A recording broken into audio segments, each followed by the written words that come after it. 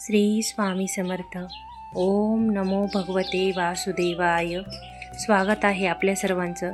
तर अधिक मास म्हणजे पुरुषोत्तम मास, मलमास आणि धोंडा अशी अनेक नावे असलेली हा मास.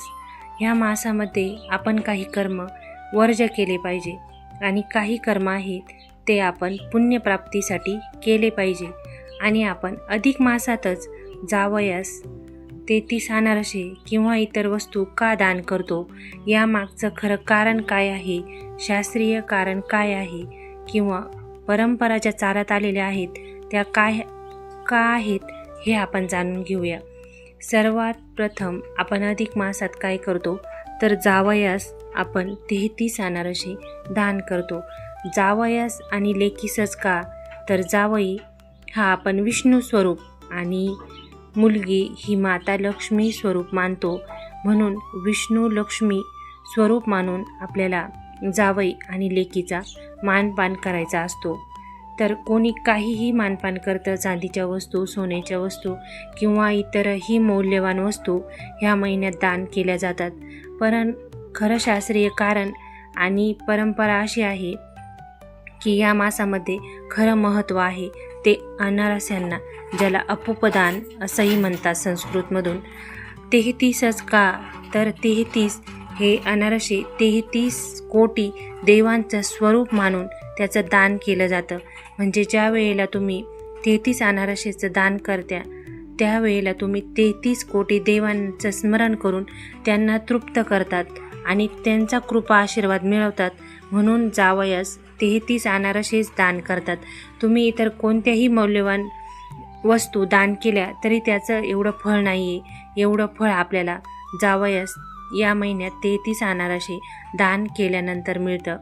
आणि त्यानंतर आपण ह्या महिन्यामध्ये आणखीन कोणती कामं वर्ज करायची आहे ते जाणून घेऊया.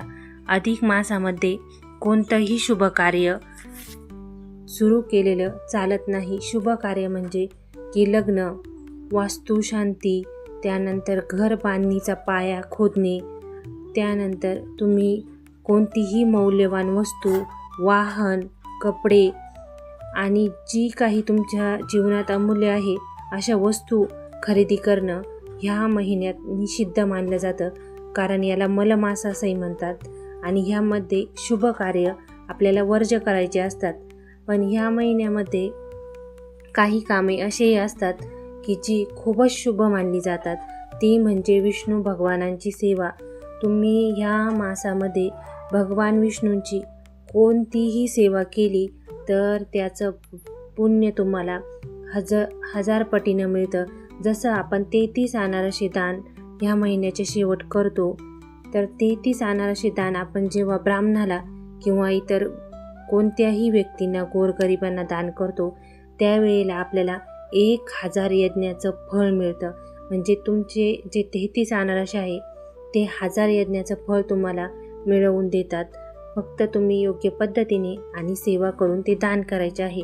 सेवा करताना तुम्ही त्या अनारशांवर एक तुळशीपत्र पाणी फिरून गायत्री मंत्र 3 वेळा म्हणून आणि ते महाराजांजवळ आपल्या ठेवून आणि तुमची जी काही इच्छा असेल त्या महिन्यात तुम्ही जे काही कर्म केलेले असेल ते स्मरून तुम्हाला ते अनारसे दान करायचे आहेत. ते तुम्ही दान कुठेही करू शकता. जावयाला दिल्यानंतर व्यतिरिक्त तुम्हाला हे 33 अनारसे कुठेही दान करायचे आहेत. हे अनारसे दान करणं म्हणजे आपल्या घरातील सुख, समृद्धी आणि भरभराट यामध्ये वाढ करणं आहे. कारण 33 अनारसे म्हणजे 33 कोटी देवांना आपण प्रसन्न केलेलं असतं असं त्याचा अर्थ होतो.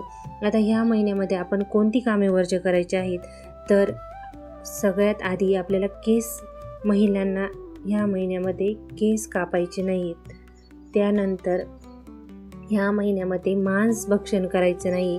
हा अतिशय पुण्यसेवेसाठी पुण्यदायक महिना मानला जातो. त्यामुळे ह्या महिन्यामध्ये जितकी जास्तीत जास्त सेवा होईल ते करायची. पण आपले आचार विचार आणि खाणं हे शुद्ध ठेवायचं. त्यामुळे मांसाहार करायचा नाही. त्यानंतर मदिरापान करायचं नाही. कोणतंही व्यसन करायचं नाही. व्यसन तर कधीच करू नये. पण ज्या वेळेला आपण अधिक मासाचं काही सेवा करतो त्यावेळेला तरी हे व्यसनं आपण वर्ज करायचे आहेत. त्यानंतर तुम्हाला वाहन खरेदी करायची नाही आहे. कोणतंही नवीन अलंकार ह्या महिन्यामध्ये खरेदी करायचं नाही आहे. आपल्या जमिनी संबंधित खरेदी विक्री तेही तुम्हाला ह्या महिन्यात अजिबातही करायचं नाही आहे. त्यानंतर आपल्या वास्तुशांती घर बांधणीचा पाया पण ह्या महिन्यात घर चालू करायचं नाही आहे आणि वास्तुशांतीही ह्या महिन्यात करायची नाही. त्यानंतर शुभ कार्य म्हणजे ह्या महिन्यात लग्नही करायचं नाही. लग्नासाठीही ह्या महिन्यात कोणताही मुहूर्त नसतो, कारण हा शुभ कार्यासाठी निषिद्ध मानला जातो.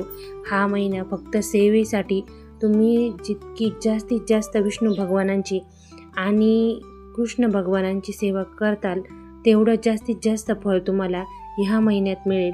तर सेवा कोणत्या करायच्या असतात, कामे वर्ज्य कोणती करायची हे आपण बघितलं. आता कामे कोणती करायची हे आपण बघूया आणि कोणती सेवा आपण जास्तीत जास्त ह्या महिन्यामध्ये करायची आहे आणि कोणती सेवा अशी आहे की जी अगदी तुम्ही रोज 2 मिनटं करून सुद्धा तुम्ही पूर्ण अधिक मासाचं फळ मिळवू शकता, तीही आपण बघूया. तर सेवा कोणत्या करायच्या, विष्णू पंजर, विष्णू स्तुती. जर तुम्हाला हवी असेल तर मी यावरही व्हिडिओ बनवलेला आहे, तुम्ही तोही बघू शकता. त्यानंतर गोपद्म सेवा, 33 गोपद्म आपल्याला महिनाभर काढून ही सेवा करायची आहे. ह्या सेवेला अगदी 2 मिनटं लागतात. तुम्हाला फक्त 33 गोपद्म काढून हळदी कुंकू धूप दीप दाखवून ते ओम नमो भगवते वासुदेवाय हा मंत्र म्हणून तुम्हाला ते गोपद्म काढायचे आहे. यानंतर आणखीन सोपी सेवा आहे की तुम्ही सत्यनारायण पूजन करू शकता. 7, 5, 3, 11, 21 किंवा महिनाभरही सत्यनारायण पूजन करू शकता. त्यानंतर आणखीन एक सेवा अशी आहे की जिला फक्त तुम्हाला 1 किंवा 2 मिनटं लागणार आहे, पण सेवा अत्यंत प्रभावी आहे. तुम्हाला पूर्ण अधिक मासाचं फळ ही सेवा मिळवून देऊ शकते. तर सेवा कोणती आहे ते आपण बघूया. सेवा तुम्हाला काय करायची आहे, 2 तुपाचे निरांजन घ्यायचे आहेत. अगदी छोटीशी तुमची फुलवात असेल तरीही चालेल, कारण या सेवेला 2च मिनटं लागतात. तुम्ही 2 फुलवाती घ्यायच्या आहे, तुपात भिजवून त्या 1 वात तुम्हाला आपल्या देवघरात लावायची आहे आणि 1 वात तुम्हाला तुळशीजवळ लावायची आहे. आपलं जे बाहेर वृंदावन असतं तुळशी, तिथे तुम्हाला 1 वात लावायची आहे. वात लावल्यानंतर तुम्हाला तुळशीजवळ एक मंत्र म्हणायचा आहे. तो मंत्र आहे ओम नमो भगवते वासुदेवाय. कृष्ण भगवानांचा विष्णू भगवानांचा अतिप्रिय मंत्र आहे हा ओम नमो भगवते वासुदेवाय. हा मंत्र म्हणायचा आहे. तुळशीला प्रदक्षिणा घालायच्या आहेत 5 किंवा 11. हे तुम्हाला रोज करायचं आहे. याला 1 किंवा 2च मिनटं लागतात. हे तुम्हाला पूर्ण अधिक मास करायचं आहे. फक्त तुळशीला 5 किंवा 11 प्रदक्षिणा ओम नमो भगवते वासुदेवाय हा मंत्र जप आणि त्यानंतर तुम्हाला घरात येऊन पुन्हा विष्णू भगवानांचा तोच मंत्र म्हणायचा आहे देवासमोर आणि आपल्या स्वामी महाराजांचाही मंत्र आणि नित्यसेवा तर आपण रोजच करतो, त्यातही हा एक मंत्र तुम्हाला 2 मिनटं म्हणायचा आहे.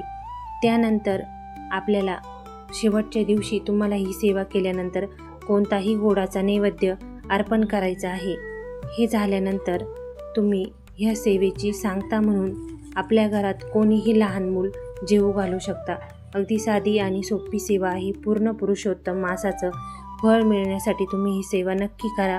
व्हिडिओ कसा वाटला ते कमेंटमध्ये नक्की सांगा आणि तुम्हाला काही माहिती अजूनही विचारायची असल्यास कमेंटमध्ये नक्की विचारू शकता. व्हिडिओ ऐकला त्याबद्दल धन्यवाद. स्वामी महाराज तुमच्या सर्व अडीअडचणी दूर करो हीच महाराजांचरणी प्रार्थना. श्री स्वामी समर्थ.